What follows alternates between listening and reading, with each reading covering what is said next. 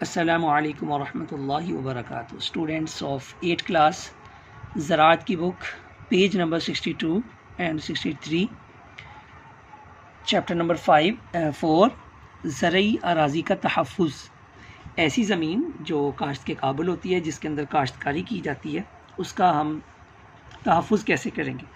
उसके अंदर कुछ ऐसी चीज़ें होती हैं जिनसे ज़रिया अराज़ी को नुकसान पहुँचता है, तो उनका तहफ़्फ़ुज़ कैसे किया जाएगा उसके बारे में आज हम पढ़ेंगे।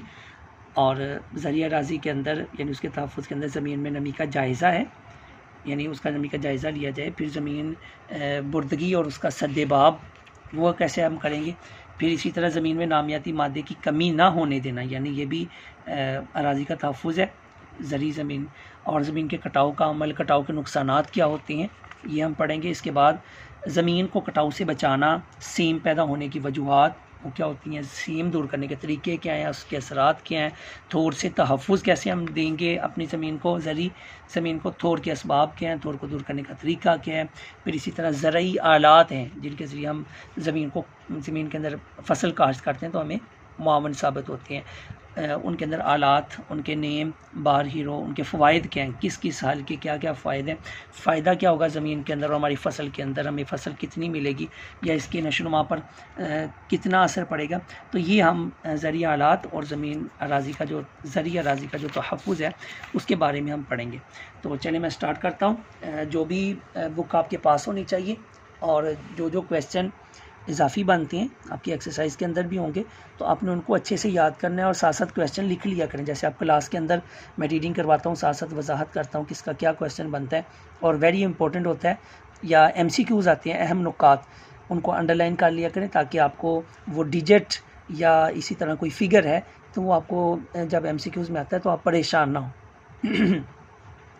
चलें स्टार्ट करते हैं। ज़रई अराज़ी का तहफ़्फ़ुज़, पहले उसकी डेफिनेशन होती क्या है। ज़रई अराज़ी से मुराद ज़री ज़मीन के कुदरती ज़री वजूद के बचाव की तदाबीर हैं और इसका बुनियादी मकसद मिट्टी के मरबूत अज्ज़ा को मुंतकिल होने से रोकना है। हिफाजती तदाबीर में ज़मीन में नमी का जायज़ा, पानी के बहाव का बंदोबस्त, ज़मीन बुर्दगी का सद्देबाब, ज़मीन में नामियाती मादे की कमी ना होने देना और सीम का तदारुक वगैरह, ये चीज़ें शामिल हैं जो ज़री अराज़ी ज़मीन का जो है ना वो तहफ़्फ़ुज़ होता है। चलें आगे पढ़ते हैं। ये थी डेफिनेशन, ज़री अराज़ी से क्या मुराद है, यानी ज़री अराज़ी का तहफ़्फ़ुज़ उससे क्या मुराद है। तो आप इस क्वेश्चन का ये आंसर लिखेंगे, ये 2 लाइनें आपका क्वेश्चन और उसका आंसर है। चलें आगे पढ़ते हैं। ज़मीन में नमी का जायज़ा, यानी ज़मीन के अंदर नमी का जायज़ा जो है ना वो कैसे लिया जाएगा, कैसे हमें पता चलेगा कि ज़मीन के अंदर कितनी नमी है। ज़मीन में नमी की कमी बेशी बीज की रोईदगी पर असरअंदाज होती है, यानी ज़मीन जो बीज होता है उसकी पैदावार पर या उसके बढ़ने पर जो है ना, इसलिए बीज बोने से पहले मिट्टी में नमी की मिकदार मालूम करते हैं और अगर नमी कम या ज़ायद हो तो इस कमी या ज़्यादती को पहले दूर करते हैं और इसके बाद इसमें बीज बोते हैं। यानी जायज़ा लेना सबसे पहला ज़रूर। उसके अंदर 2 पॉइंट्स हैं जो इधर लिखे हुए हैं। पहला ज़मीन में नमी की फ़ीसद मिकदार मालूम करना और दूसरा है साइल टेस्टिंग किट का तरीका। तो चलें पढ़ते हैं। नंबर अलिफ, ज़मीन में नमी की फ़ीसद मिकदार मालूम करना। ज़मीन में नमी की फ़ीसद मिकदार मालूम करने के लिए थोड़ी सी मिट्टी लेकर उसका वज़न कर लिया जाता है। इस वज़नशुदा मिट्टी को 100 से 120 दर्जे सेंटीग्रेड तक खूब गर्म किया जाता है। मिट्टी में मौजूद नमी बुखारात की शक्ल में उड़ जाती है। ठंडा करने पर मिट्टी का दोबारा वज़न कर लिया जाता है। पहले और दूसरे वज़न में फ़र्क मिट्टी में मौजूद पानी की मिकदार को ज़ाहिर करता है।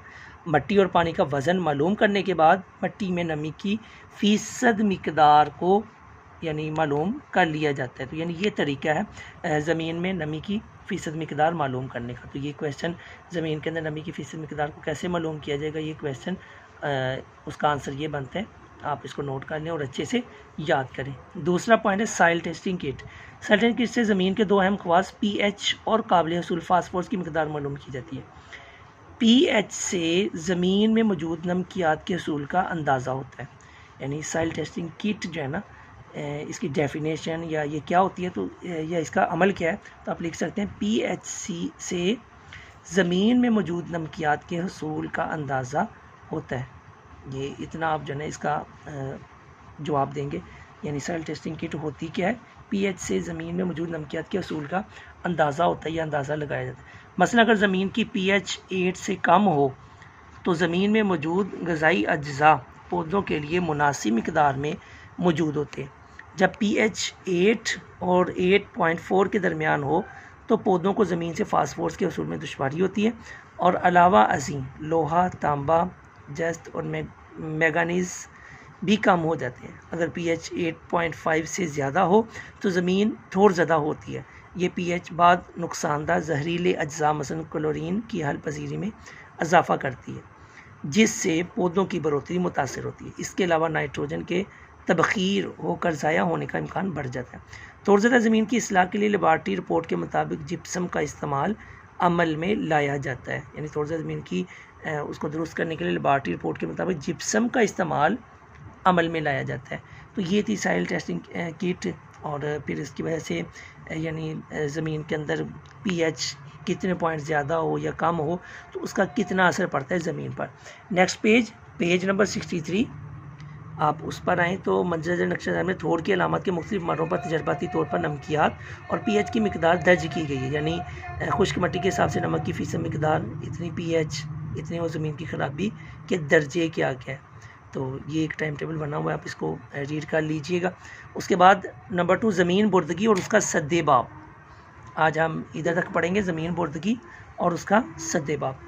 नंबर 1 पॉइंट है बारिश के बाद ढलान ज़मीन से जो पानी बहकर नीचे जाता है, अगर उस ज़मीन की मिट्टी ऐसी हो जो आसानी से घुल जाए तो ये पानी ना सिर्फ मिट्टी की काफ़ी मिकदार बल्कि पौधों की खुराक के अज्जा काफ़ी मिकदार में अपने साथ बहाकर किसी नदी नाले में ले जाता है। अगर ढलान ज़मीन नबातात से खाली हो तो वहाँ ये नुकसान और बढ़ जाता है।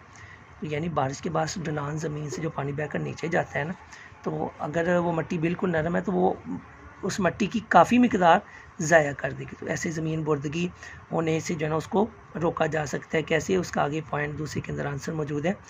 नंबर 2 ढलान ज़मीन से पहले थोड़ा थोड़ा कटाव होता है, फिर ये कटाव नदी नाले की सूरत में तब्दील। इस तरह ना सिर्फ वो ज़मीन ही ख़त्म हो जाती है बल्कि इर्द गिर्द की ज़मीन में भी ज़मीन बुर्दगी का अमल तेज़ हो जाता है। यानी जैसे कहते हैं इन्होंने फ़लाँ महकमे के अंदर खुर्द बुर्द की, तो बुर्दगी मतलब कुछ कमी बेशी, ज़ाया हो जाना या कुछ ऐड कर देना, उसके हवाले से होता है। नंबर 3 पॉइंट है ढलान ज़मीनों का कटाव ज़मीन बुर्दगी रोकने के लिए ज़रूरी है। ये देखें, अब ज़रूरी है कि हमार ज़मीनों के कटाव ज़मीन बुर्दगी को रोका जाए, क्योंकि हमार ज़मीन के कटाव से ही ढलवान पैदा होते हैं। अगर हमार ज़मीन को कटाव से महफूज रखा जाए तो ढलवान पैदा ही नहीं होते। तो हम जिन ज़मीनों में कटाव ज़मीन बुर्दगी का अमल ज़्यादा हो और ढलवान की तरफ पानी के बहाव से गड्ढे पड़ गए हों, इन गड्ढों को पुर करके ढलान की तरफ मुनासिब ऊंचाई का बंद बनाया जाता है और बंद पर झाड़ीदार पौधे लगा दिए जाते हैं ताकि वो पानी ये पौधे जो हैं ये अपने अंदर जज़ब कर लें। 4 पॉइंट है कोशिश की जाए कि ज़मीन खाली ना रहे और इसमें कोई ना कोई फसल काश्त कर दी जाए।